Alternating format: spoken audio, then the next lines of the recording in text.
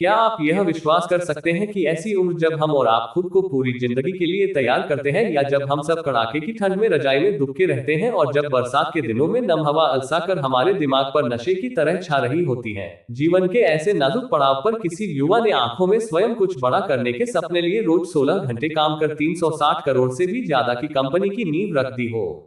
ऐसा कर दिखाया है उड़ीसा के रितेश अग्रवाल ने, जिन्होंने 20 वर्ष की कम उम्र में ओयो रूम्स नाम की कंपनी की शुरुआत कर बड़े बड़े अनुभवी उद्यमियों और निवेशकों को भी आश्चर्यचकित कर दिया।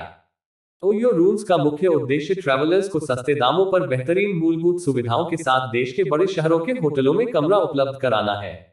व्यक्तिगत तौर पर रितेश सामान्य बुद्धि वाले युवा है, दिखने में पतले, लंबे और बिखरे बालों वाले, बिल्कुल किसी कॉलेज के आम विद्यार्थी की तरह। लेकिन कभी कभी सामान्य से दिखने वाले लोग भी ऐसे काम कर जाते हैं जिसकी आपको उम्मीद नहीं होती। रितेश भी एक ऐसे ही युवा उद्यमी है, जिन्होंने मात्र 21 साल की छोटी सी उम्र में अपने अनुभव, सही अवसर को पहचानने की क्षमता और मेहनत के बल पर अपने विचारों को वास्तविकता का रूप दे दिया। रितेश अग्रवाल ने बिजनेस के बारे में सोचने और समझने का काम कम उम्र में ही शुरू कर दिया था। इसमें सबसे बड़ी भूमिका उनके पारिवारिक पृष्ठभूमि की थी। उनका जन्म 16 नवंबर 1993 को उड़ीसा राज्य के जिले कटक बीसाम के एक व्यावसायिक परिवार में हुआ है। 12वीं तक की पढ़ाई उन्होंने जिले के ही स्कैर्ड हार्ट स्कूल में की। इसके बाद उनकी इच्छा IIT में दाखिले की हुई, जिसकी तैयारी के लिए वे राजस्थान के कोटा आ गए। कोटा में उनके बस दो ही काम थे, एक पढ़ना और दूसरा जब भी अवकाश मिले खूब ट्रैवल करना। यही से उनकी रुचि ट्रैवलिंग में बढ़ने लगी। कोटा में ही उन्होंने एक किताब लिखी, Indian engineering colleges, A Complete Encyclopedia of Top 100 Engineering Colleges, और जैसा कि पुस्तक के नाम से ही लग रहा है, यह पुस्तक देश के 100 सबसे प्रतिष्ठित इंजीनियरिंग कॉलेजों के बारे में थी। इस किताब को देश की सबसे प्रसिद्ध ई कॉमर्स फ्लिपकार्ट पर बहुत पसंद किया गया। 16 वर्ष की उम्र में उनका चुनाव मुंबई स्थित Tata institute of fundamental research TIRF में आयोजित एशियन साइंस कैंप के लिए किया गया। यह कैंप एक वार्षिक संवाद मंच है जहां एशियाई मूल के छात्र शामिल किसी क्षेत्र विशेष की समस्याओं पर विचार विमर्श कर विज्ञान और तकनीक की मदद से उसका हल ढूंढा करते हैं। यहां भी वे छुट्टी के दिनों में खूब ट्रैवल किया करते और ठहरने के लिए सस्ते दामों पर उपलब्ध होटल्स, बजट होटल्स का प्रयोग करते। पहले से ही रितेश की रुचि बिजनेस में बहुत थी और इस क्षेत्र में वे कुछ करना चाहते थे, लेकिन बिजनेस किस चीज का किया जाए, इस बात को लेकर वे स्पष्ट नहीं थे।